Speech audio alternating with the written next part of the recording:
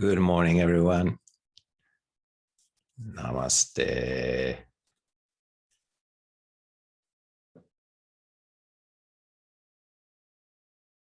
Nice to see you.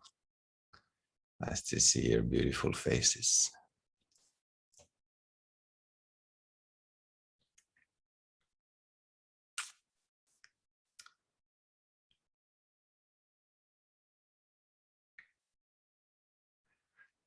Beautiful. I would say we start sitting and then we do a little sharing afterwards. Yeah?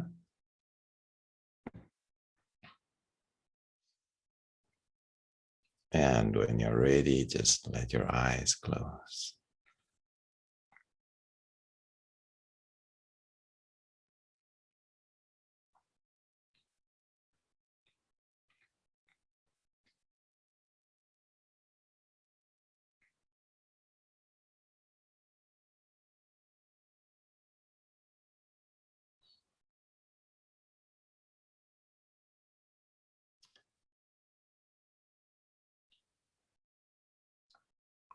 Knowing that you take this time just for yourself.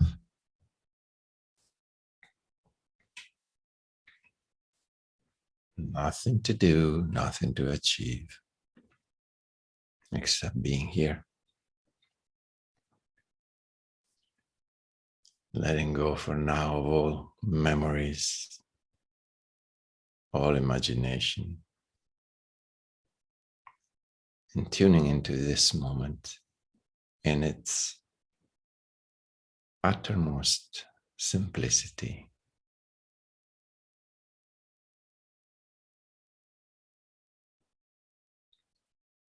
Tuning into what does it feel like to experience this moment.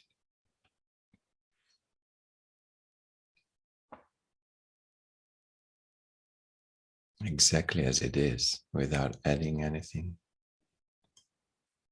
without wanting anything, without desiring anything else but what is in this moment.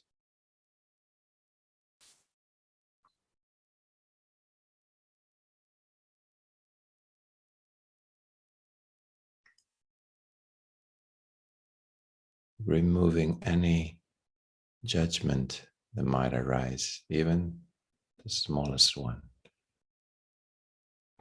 Try to catch them and release them.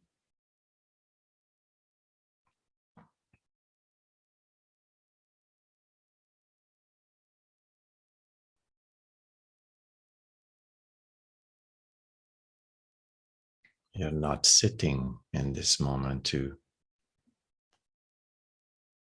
become enlightened. You're not sitting to be better. You're not sitting to improve on anything, to change anything. You're sitting just to experience this moment within yourself. What does it feel like?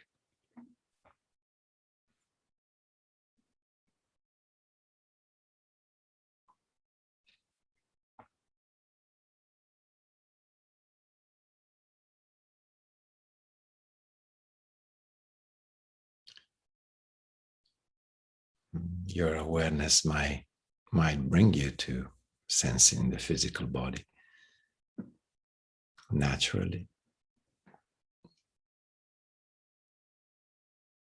So you feel that. Notice if it's relaxed.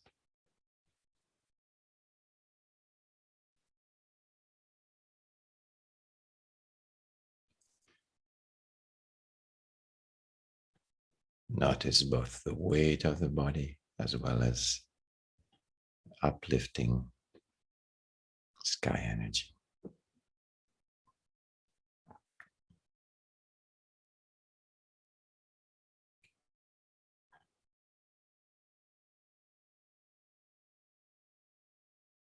As you relax deeply, you allow both forces to be active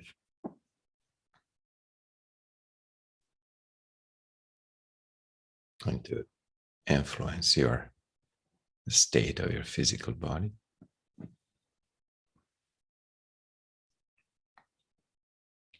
to influence the way you perceive it within these forces, right in the middle between earth and sky.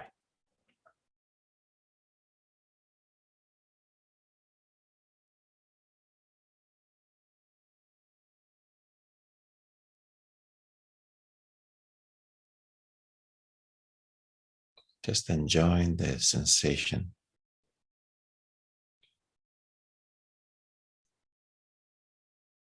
of the pull of the earth and the uplift of the sky.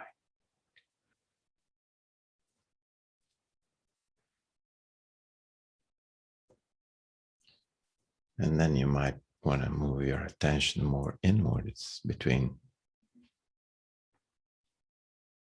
these two forces. There is a space, an inner space,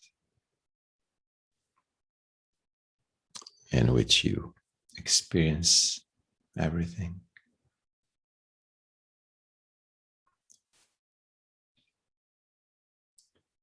And we just inhabit this space with our awareness now.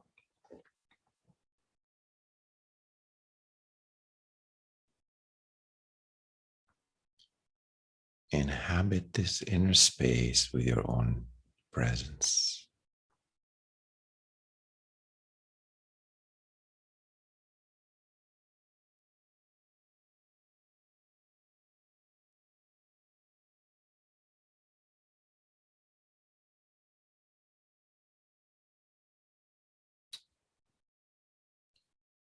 So you start experiencing both the periphery, the physical form, as well as the formless center, the spaciousness in which resides your own consciousness.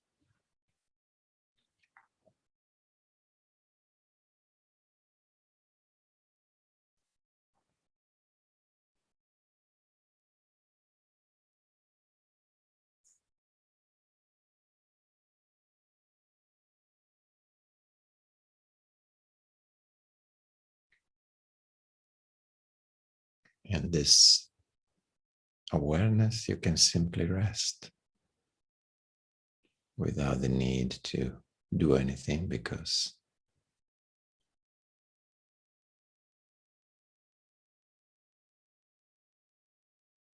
awareness is always present and observing and experiencing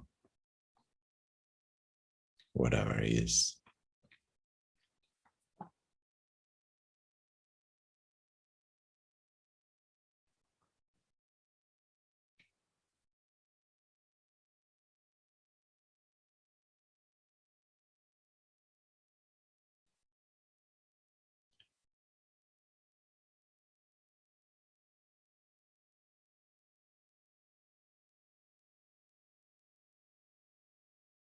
Knowing that there is no other goal.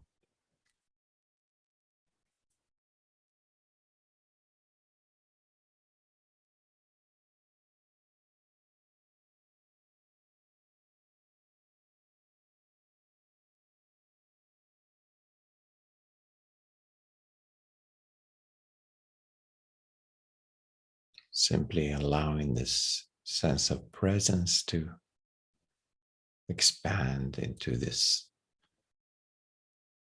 moment.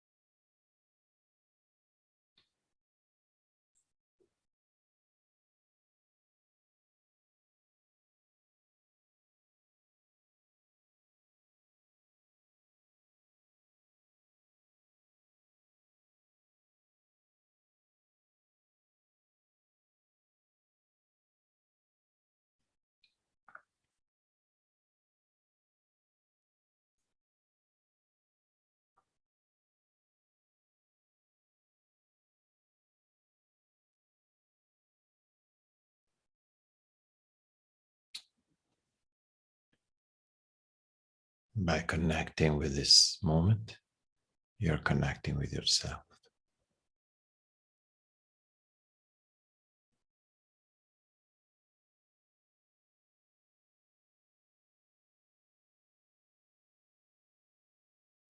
The two things cannot be separated. They are two sides of the same coin.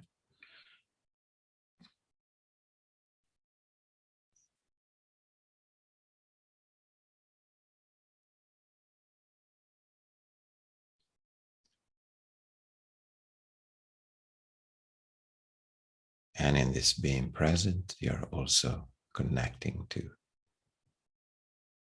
this Sangha, this group of seekers.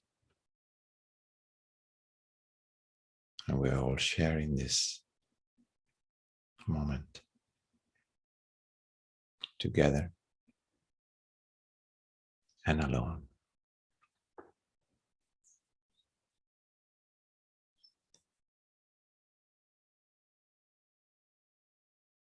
And this togetherness supports our presence.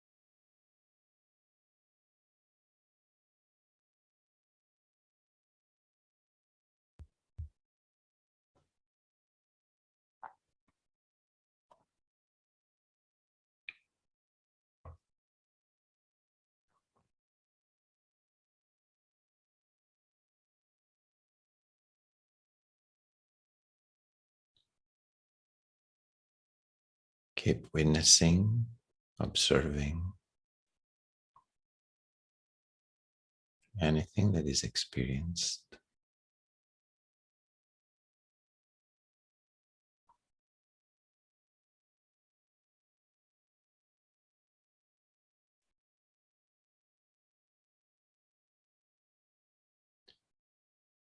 And when there is nothing arising, simply enjoy that emptiness, that spaciousness.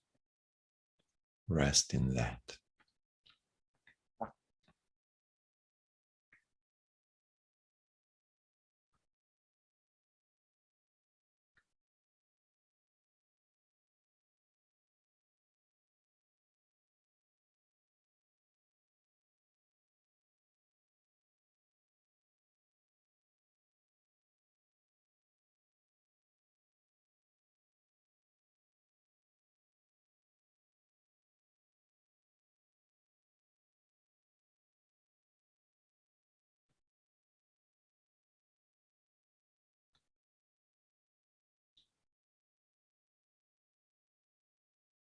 Notice if the mind is getting restless in that emptiness, in that space when nothing happens.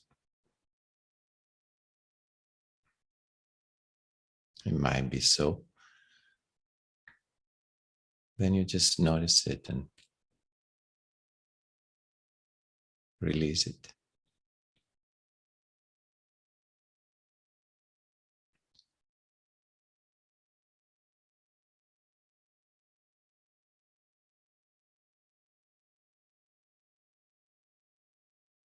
In a way, training yourself to dwell in that emptiness.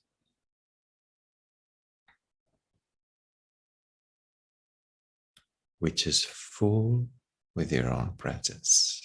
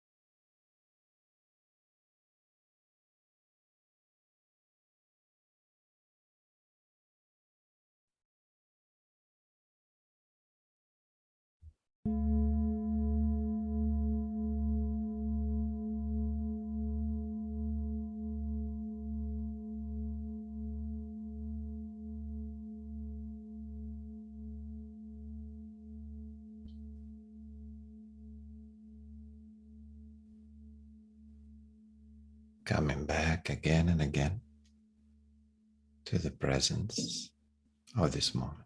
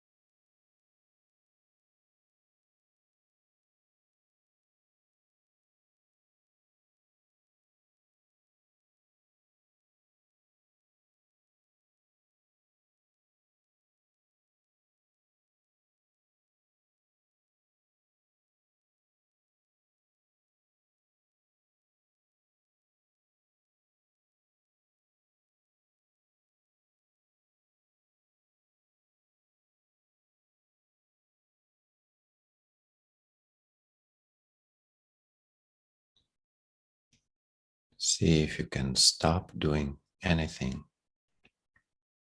inside.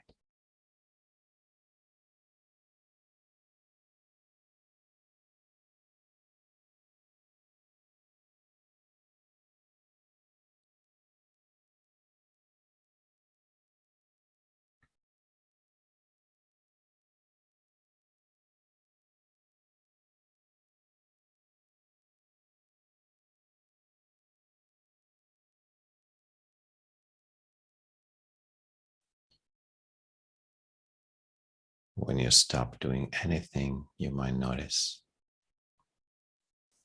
there is still a witness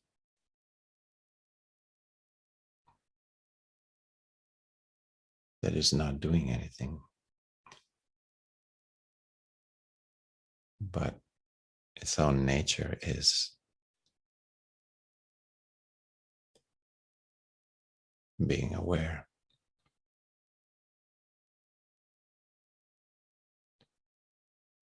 That does not require any doing.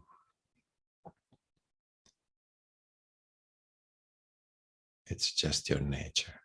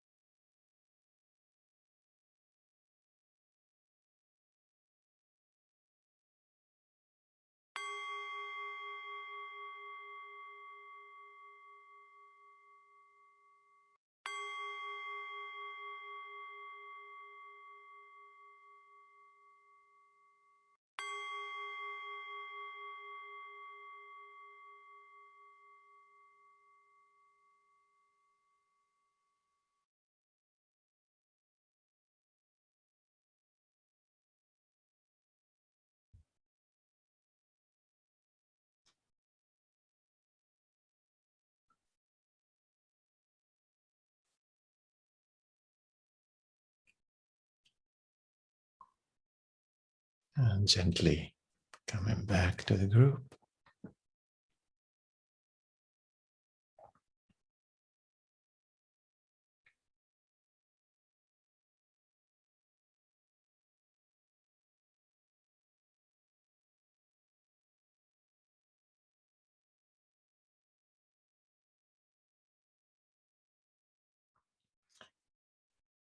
And we open the space for a sharing. If anybody has something to ask or something to share.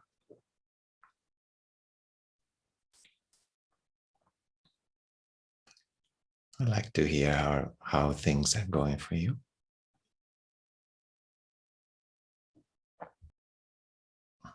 Okay, then I will start with asking Tanya for the second episodes of the first series. Hi, good morning, everybody. Good morning. Great to see you all again. Yeah, I'm curious to hear what happened to you. Yeah, I had a very hard week. Not this week, but last one. Because as you all know, I had to go back to work, which means home office, but they ordered me into the office and I went there. Yeah. And nobody was there. What? What do you mean nobody was there? Yeah, and it was so interesting because remember, you always tell us to stay in our truth. And I knew the whole weekend that I would be alone. I knew that nobody would come. And I waited the whole morning. It was at 10 o'clock and no email came in. And I drove there and I was thinking, yeah, nobody's going to be there, but strange. No message. And even in the elevator, I knew the door would be locked. I knew it. I just knew it. And then the door was locked. Wow. Yeah. And everybody around me was, oh no, this is so unfair. But I felt so fulfilled because my truth turned out to be true. Yeah. I You felt, already knew. yeah, I already knew, but not from a mind perspective. It was not like I looked at the facts and figured out the possibilities. It came from deep down inside. I knew that nothing would happen. And then some days passed by, and on Wednesday I had to be online in home office, and was very hard. They were very harsh to me, said very rude things, and they intrigued me in sort of meetings, and oh, you didn't come to the meeting, but I had no chance to see it, and classic stuff like that. But that's not so interesting. What interesting is what happened on the inside, because I instantly got headaches and I watched my energy inside. And I remember when you told Aura the other week when her hand was like numb, that is some kind of blocked energy. And for the first time, I tried to look at it that way.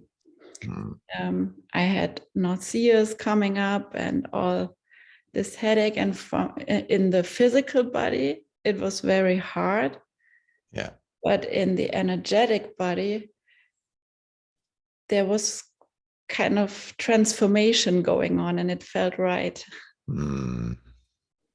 And then I had my teacher training, my yoga teacher training last weekend, and I went there with a head like this. I was in pain, but nevertheless, I went there because I felt the energy of the group and of the teachers would raise me up. And in the asana, I nearly collapsed because my head was exploding. Wow. We did some twists and everything came up, and I lay down in Shavasana, and then we sat for meditation, and the pain kind of resolved. I really focused on the pain in my head, and the energy of my teacher. She really shared her energy with me. That was such a good feeling. She just touched my arm once, and it was like her energy went into my body. And then the pain dissolved, and I went home and I slept till the morning, and I felt like a newborn baby on Sunday. Oh, nice. Yeah, and that's it. Now I called in sick, and I'm at home focusing on myself and let the lawyers do their work. Yeah, yeah. Wonderful. Very wise. Beautiful. Wow, I like these happy ending stories. Yeah, probably it's not the end. No, but it's the happy ending of the second episode. Yeah, beautiful. Yeah, sometimes like it's hard to understand why we feel something on a physical level, not like that. But most of the time, it's some kind of constipation of energy, something that is not able to flow. We're not able to let it flow. But there's something holding. So, but it's beautiful that you could stay with it. You didn't stuff yourself with the pills to try to get rid of a headache or something. And beautiful that you observe the pain. That's most of the time what needs to be done. It's like, okay, the body is sending a signal. I'm not quite sure why, but let me stay with it and see if it resolves. Sometimes simply through awareness, it might resolve. Sometimes we see if there is an holding, where is the holding and why? And sometimes not. Sometimes we just need to wait and stay with it. And then it resolves, maybe with a touch of another person or anything else. But what's most important is that you stayed with yourself through the process. That's a really beautiful practice. And yes, well, that knowing, it's an intuition. It doesn't come through the thinking mind. It's way above it. And actually, the more we allow the mind to rest, the more that can come to the surface. That sense of, oh, strange, I already know what is going to happen, or I know there's not going to be nobody there, or whatever it is. Yes. It's an interesting thing now, because it's almost like space and time. It's almost like something has already happened. Otherwise, how would I know? Yeah, sometimes I have those sensations too. I have a feeling that everything has already happened before I experience it. Strange thing, no? Or we could say everything happens in this moment, even though we think that something is going to happen in the future. It's already happening now.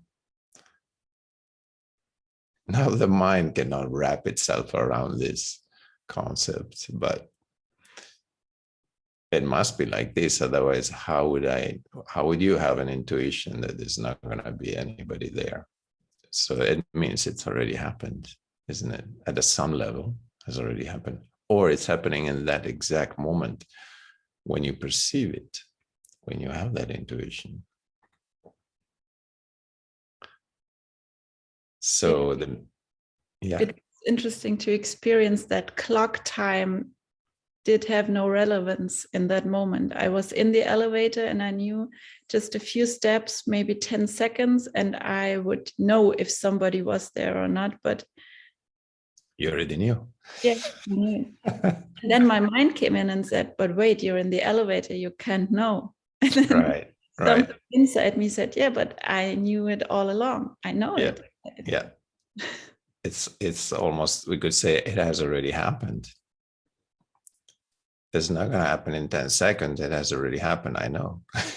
So, yeah, the mind cannot wrap itself around this, but it's important to trust that. And beautiful to have confirmations now like this. Just, oh yeah, okay. Next time I'll just trust myself more. Yeah, beautiful. Thank you for sharing, Tanya.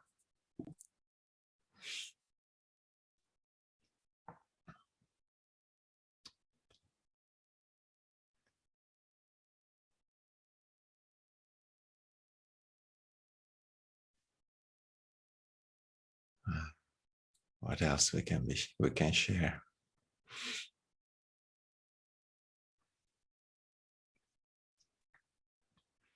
Yeah, Makir. Yeah. Yeah. Yeah, perfect. Hello, everyone. Hello. Good morning. Yeah, I wanna share something. I was really touched by the last session, especially of the kind words or the beautiful story of I forgot her name. She lost her father, and Nicole, yeah, and how she stayed with her father the last bit of his life, you know. Yeah. And how was the process for her and after it of Nicole? I was really touched by that story. So yeah, I still have my parents, and my mother went under a cancer operation last week. She had to get some skin cancer removed out of her eye. It was a really difficult operation. And my father was really sick also. So I went to the store, to the grocery store, to get a plate in a fruit plate to make it myself. And to give them some good energy, some fruits, you know, and to visit them and to give that as a present. And all of a sudden I went to the supermarket and asked someone to get a wrapping paper, and she gave it to me. And then I went paying my groceries, and she asked me, "Oh, they're really healthy stuff you're buying." I said, "Yeah, my parents are both sick." Oh. And the lady behind the counter told me, "Oh, wow, they must have had corona." I said, "No." So I told the story of my father and mother. She went to the flower store. She made a gesture to the flower store, and they gave me a whole package of roses for free. Oh, No? So, sweet. yeah. So I really felt helped, you know, by the community, you know, and people were giving me free things. I felt really like sort of love, you know, and yes. How you say it, compassion. And yeah, I went visiting my parents, gave them the fruit bowl, and I felt such a great energy, and I was so grateful for it. And it's so nice to help out other people and to receive that love. Yeah. And yeah, it's also, you know, the story of Nicole. Yeah, you're temporarily here, you know. It's a short moment here on this planet. It looks like really young, long time when you're young. All of a sudden you feel really vulnerable in a certain age. And yeah, my parents are reaching that moment, you know. They're in their 80s now, over their 80s. And I realize it also more and more, that they can be gone, you know, within a few days or a few more years. Yeah. So I really appreciate those precious moments we have together, and really take time for it, and really do something to take action. Yeah. I don't know how to Beautiful. to describe this, but it's an impression how I felt. Well, you did describe it very well. Yeah. But want to go on my meditations. Yeah, lately I don't go that deep. I have a lot of thoughts coming up constantly. Mm-hmm. So before, like a year ago, when I was coming back from India, or I was in a different stage of my life, Mm-hmm. and I was going super deep. And it was almost like it was so blissful. I was going so super deep, and was really content with my meditation. It was sort of addiction, you know? Yeah. And now I'm too much with my thoughts. Mm-hmm. I can't concentrate it well. Yeah. But yeah, there's those things that I'm doing lately. Yes. I still live close enough to the ocean, so I can get my my daily medicine to dip in the ocean to wash away all my thoughts. So that's my lifesaver. Nice. Yeah. Do you really grateful for that. Do you have a chance to exercise and move your body too? Yeah, I do a lot of Ashtanga yoga lately. Oh, nice. Same what Tanya is doing. Sort of, yoga gives such a great tool to get in to use the physical body. Yeah. Yeah. To use the asanas to get out of your head. And, exactly. To get really closer. The same practice what Osho is doing, huh? A lot of Kundalini exercises to get out of your head for the Western mind. Yes. Yes. Get out of the fucked up Western minds and to. Well, there's all kind of minds, but yeah, mind is mind. But nevertheless, sometimes we don't move the body enough, and that can also be sometimes a cause of overwhelming thinking. It's almost like a kind of constipated energy, as we were talking about. Yeah. And that's why I was asking. It's great. Yoga is great in that sense, and one way to channel that energy into the physicality, down from the mind into the body.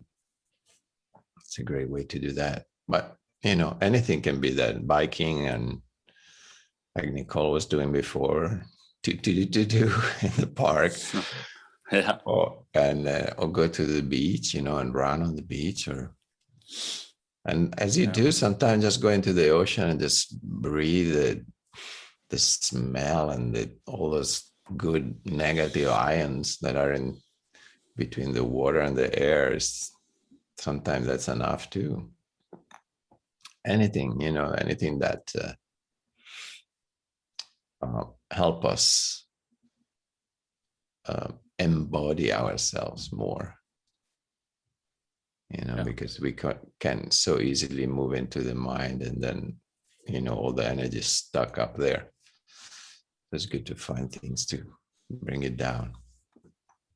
And sometimes it happens just by awareness, like a few weeks ago, I think I was telling you that I was just washing my face in the morning, and then I put the towel on my face, and I don't know, I think the smell of the towel, or maybe the soap, it was a clean towel, and the feeling of it just brought me in the present, So I noticed how I stepped out of my routine. Okay, I'm washing my face, washing my teeth dry, and now I have breakfast. No, I stopped. I was stopped with the towel on my face. And then slowly, I took it down, and it was like, oh, it was so nice to be in the present. It can happen like that too. Suddenly you smell a towel and you're in the present moment, and you just feel like you're falling into this moment. And it's just a peaceful sensation. It's like everything stops, even though it seems like, okay, well, I'm just doing my things, there's nothing happening. It's true, but I'm still moving inside it, almost like I'm one step ahead. Usually I dry my face, but I'm already starting to move into, okay, get out of the bathroom and go have breakfast or prepare a tea or whatever it is, doesn't matter. So there is one little step ahead energetically, inside. And in that moment, I felt like, whoa, that step completely disappeared. And I was just there. And sometimes that's all it takes. But we're not always that lucky. And so sometimes, for example, moving the body, even go for a run and, really go for it. It really helps to get back in the body and out of the mind, let's say. Yeah. But anything can do it. Anything can do it. Just deciding, oh, I'm really going to enjoy this cup of tea now. Even that can do it. Anything can do it. That's a good news. And yeah, sometimes there's the practice gets really deep because for whatever reason, the mind is very quiet. And other times it's like, man, how do I stop this merry-go-round? It's like, yeah. And there it's really good to be able not to judge that, what we see, and not to say, oh man, I wish I was, like a year ago. Why is it not like that? It was so blissful. Yeah, but that was a year ago. It's nothing to do with now. Can I stay in this moment, watching my mind going berserk and not judge it, and not wish it to be different? It's not easy, but that's a good practice too. It's like, okay, it's very busy. I keep watching it. And maybe after a while you go like, you might decide, you know what, I'm going to get up and go for a run instead. It's okay. Trust that. As Tanya was saying, trust your intuition. Maybe your mind says, no, now you have to meditate, you sit, Who said that? The mind. Oh, well, so it doesn't count. My intuition says, get up, put your shoes on and go for a run. Then do it. It might be the right thing for you in that moment. And then it becomes running meditation. Who said that that's not meditation? So be fluid. Trust your intuition. Trust that anything changes, any moment can change. Don't get stuck on, now I should do this and I have to do this. Yes and no. A little discipline is good to, to say, okay, I'm going to sit in the morning anytime I can, or I make a time for that. This is good to have that discipline. But also remain fluid and to listen to yourself, listen to what wants to happen. Now, of course, if every time you sit, you see the mind that tells you, oh, why don't you do this now? And then you get up and start doing it. Okay. After a few times, you realize, wait a second, the mind is tricking me. It doesn't want to stay still, so that happens. But after a while, you catch the trick. It's the mind tricking you.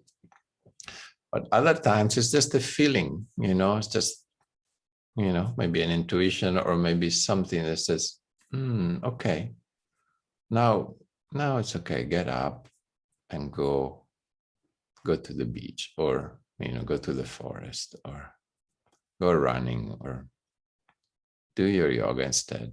Whatever it is, trust that. That way you stay fluid. We stay fluid in the present moment. The present moment is constantly ever changing. So to wanting to remain in a certain way is just the mind that wants that. The same like, you would want that practice to be as blissful as a year ago. Why is not like that? Well, that's just the mind wanting that, right? So remain fluid. That's a good practice for all of us.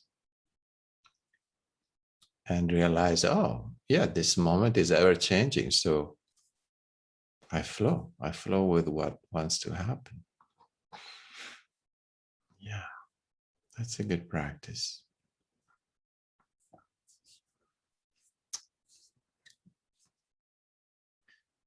And beautiful to feel the love as you describe from people, such a simple gesture, how much love you can feel, from somebody that gives you a flower, for example, or a wrapping paper or anything, just feeling the care that is in that gesture is so beautiful, isn't it?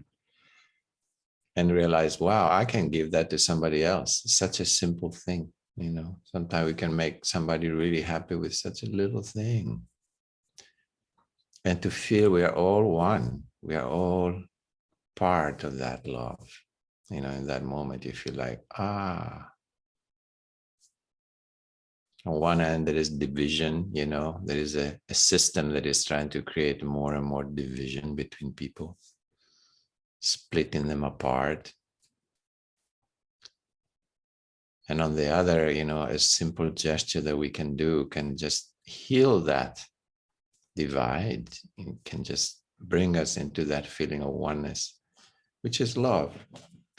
Many different forms of love. That's so beautiful. To be aware of that and to receive it when it comes, like you did, and just let it fill your heart. Beautiful. And other times to just give it, because that's all it takes. Just a small gesture, and you make somebody happy. You make somebody feel loved. Yeah. Beautiful thing to do, to be aware of. Wow, thank you for sharing, Malkir. Beautiful sharing. Yeah.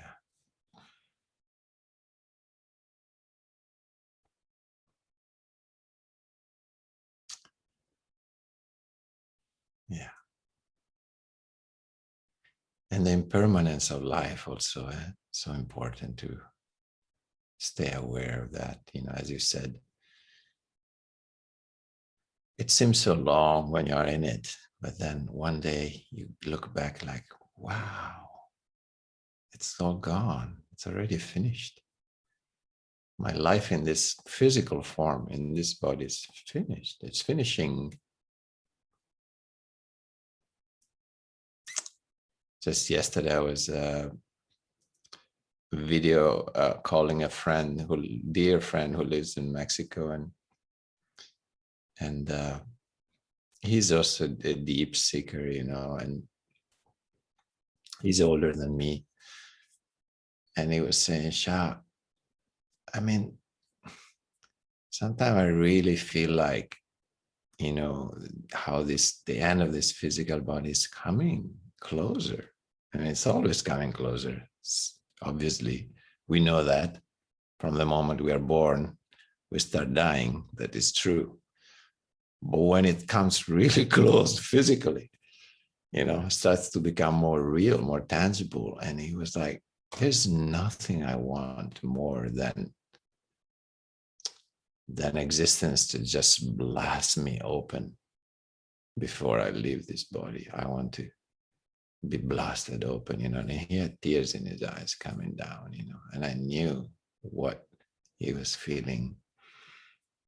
And I said, dude, that's what we all want deep down. But thank you for saying that and feeling it so deeply. He's a deep seeker. That's all he wanted, to just being blasted open and disappear as an egoic self. That's what he meant, obviously. And let existence to just flood inside of him and blast him open. Yeah. So yeah, coming closer to the physical end, it also brings a lot of that depth. That longing becomes more obvious, and what's really important becomes obvious. You don't have time to for anything else, basically, for small things. Everything is going to disappear any moment, so what's the point? You go back to the essence, to like what really matters. It's this self, this presence, this self. What is it? Who am I really, really, really, really? Can I release all these identities that are like gonna disappear anyway soon? It's beautiful. Thank God death exists, I tell you. Without physical death, we'll be doomed in a way, because it's like, it's okay. No, I'll do it tomorrow. Why bother? But death and the awareness of death is a beautiful friend. It's really what keeps us awake, is what stimulates our search. Deep down, that's why we're searching, because we are aware of death, of physical death. That's a great gift when it happens. And it's a great gift that it exists, and that we are aware that there is a beginning and an end. Anything that begins is bound to end. There's no other way around. Anything that begins will end. And so then inside there is something that says, okay, then I'm interested in what does not begin and does not end, because I know it exists. Something in us knows that we are that. Our true self. It was here before we were born in this body, and it will be there after this body's gone. Something in us knows that, but we want to enter that. We want to become that again. Before we leave the body, there's an urgency, and the older you get, the more urgency comes, if you're lucky.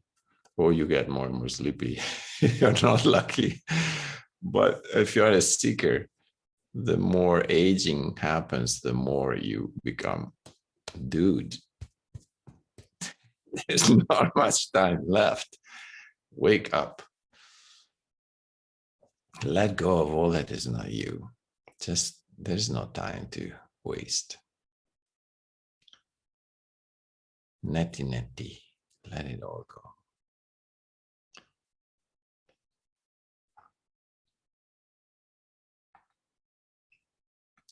So yeah, I always felt death is a great friend and a great support for me, to that awareness that death is gonna happen soon. I mean, physical death.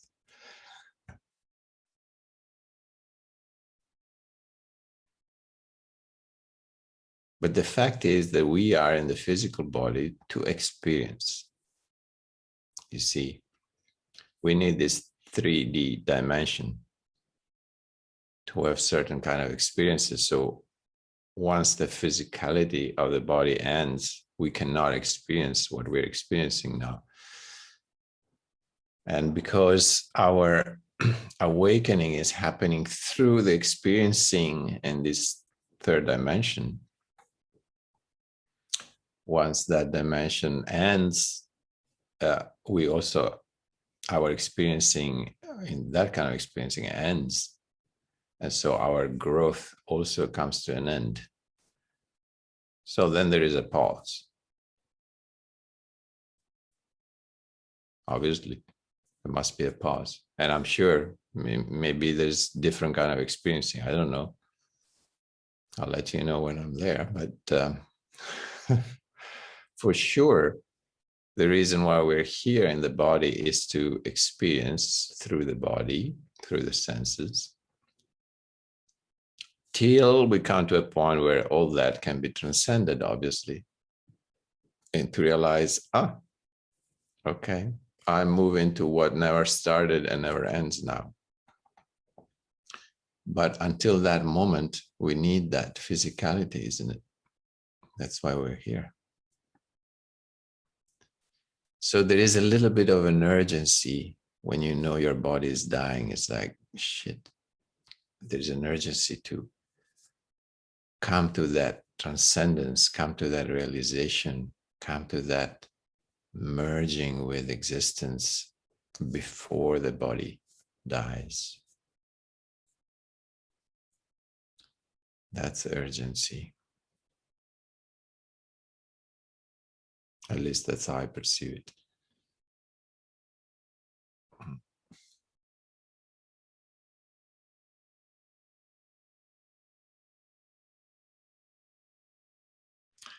It's an interesting thing because on one hand, you cannot swim against the river. You cannot push anything. On the other hand, there is an urgency, and a longing.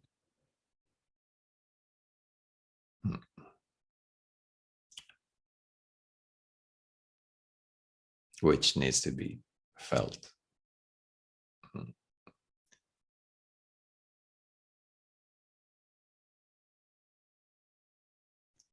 But it's not that you feel it and you go like, okay, my God, hurry up, I have to do something now. Well, what are you going to do? There's nothing you can do. And maybe that is needed so that, maybe you try this, try that, you run here, run there, try to do everything you can. Maybe that's what is needed to finally come to a point where you just stop and say, fuck, there's nothing I can do. And then you really stop. Sometimes it's like that. Sometimes you have to try really hard and completely stress yourself out to, I saw some pictures of Osho before his enlightenment. He was 20, 21. Man, he looked like shit. he didn't look good. And so that also, it's a way, sometimes necessary. Or I read the story of Eckhart Tolle, he was suicidal just before his awakening. Sometimes you have to come to the bottom of the barrel. And in that desperation, that is like the realization that there's nothing I can do and I don't want to be here in this. There's a desperation that somehow brings you to the end and everything stops. That can happen too.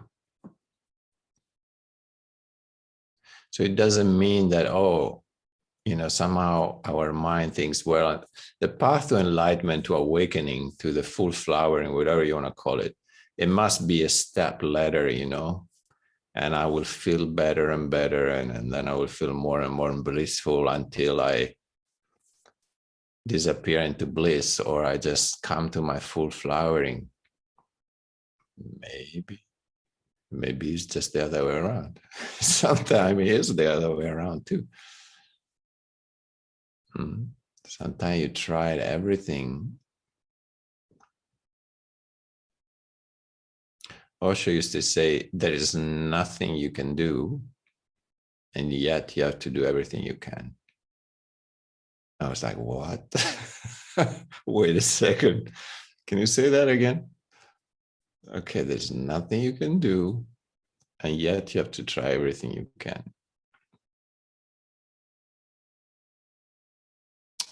It's one of those, what do you call it? Oxymoron, that contradiction that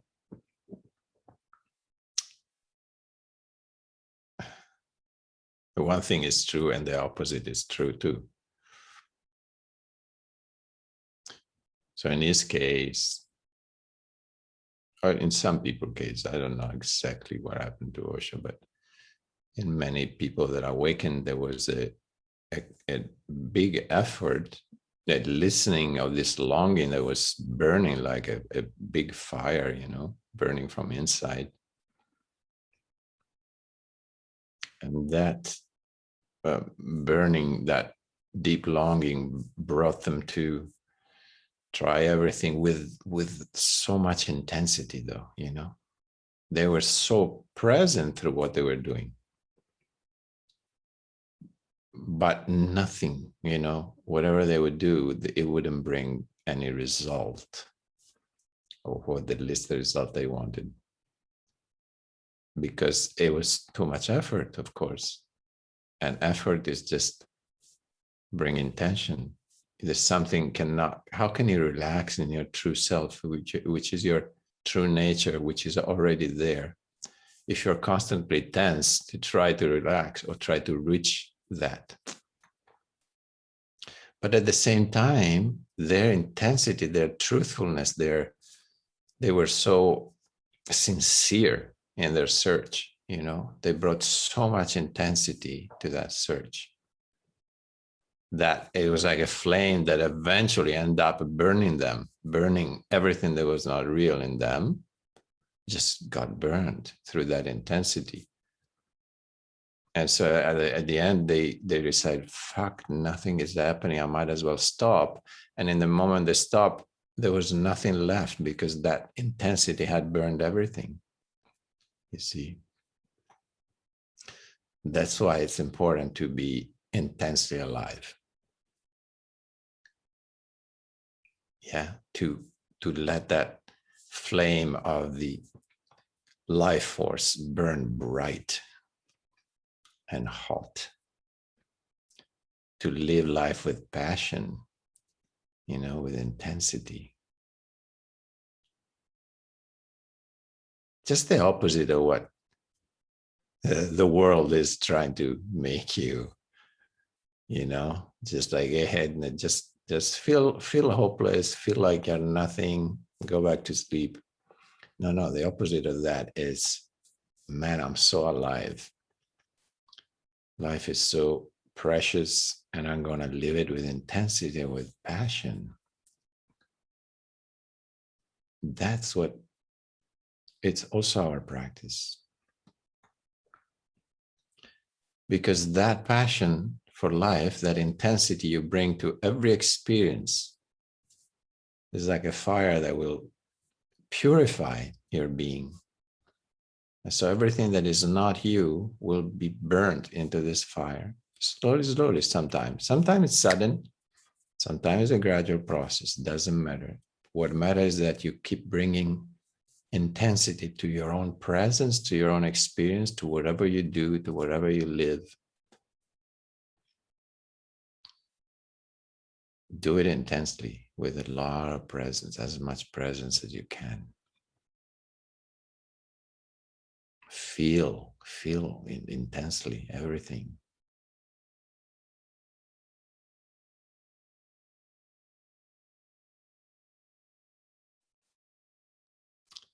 That's our work. That's our practice.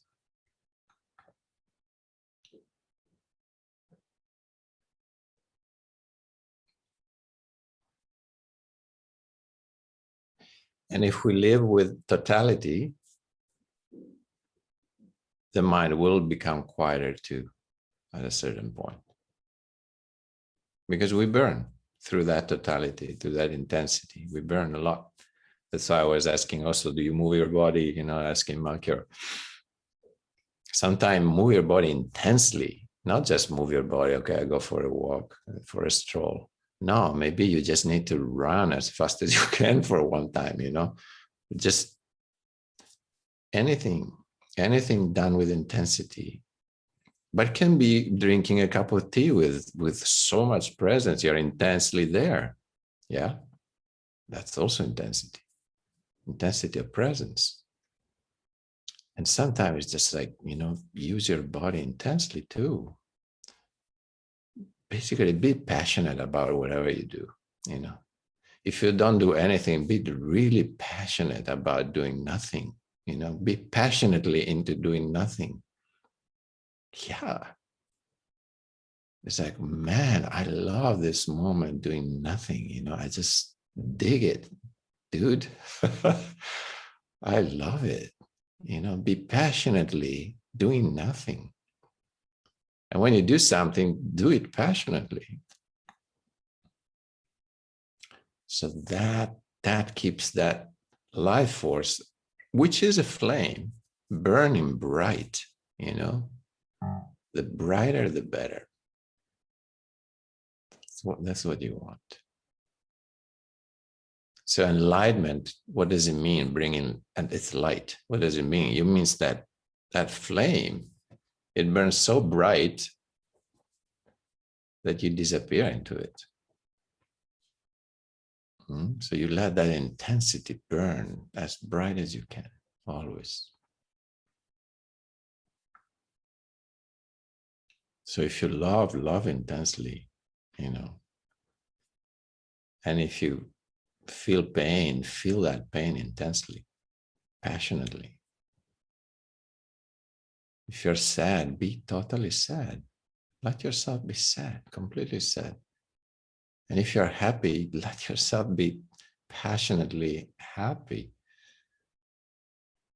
Everything needs to be experienced with totality.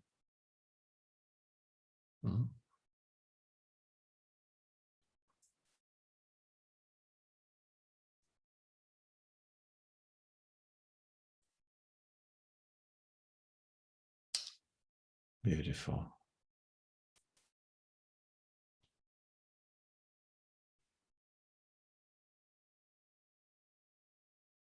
You know, we're passionately together in these moments, isn't it? We feel each other. We're all on the same wavelength. We're just all together, even though we're all in different parts of the world. Who cares? We're all together in this moment, passionately together, isn't it? So we're passionately here together. That's what is needed. That's all is needed.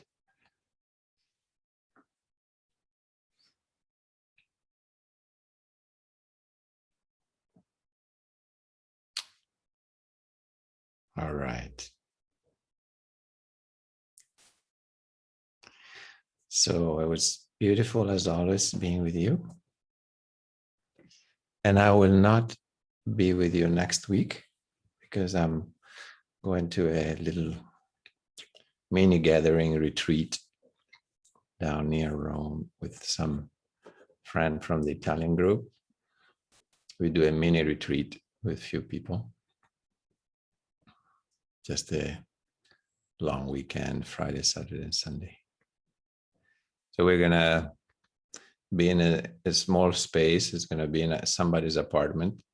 It's gonna be interesting. We're gonna hear each other snoring, and we're gonna eat together, and we're gonna sit and meditate together, and then go out for walks in nature together. Simple life, just together for a few days. I think it's gonna be beautiful. So I won't be here, I'm sorry. But I will be here the week after. So unmute yourself for a second, because otherwise I feel like I'm the only one with a voice.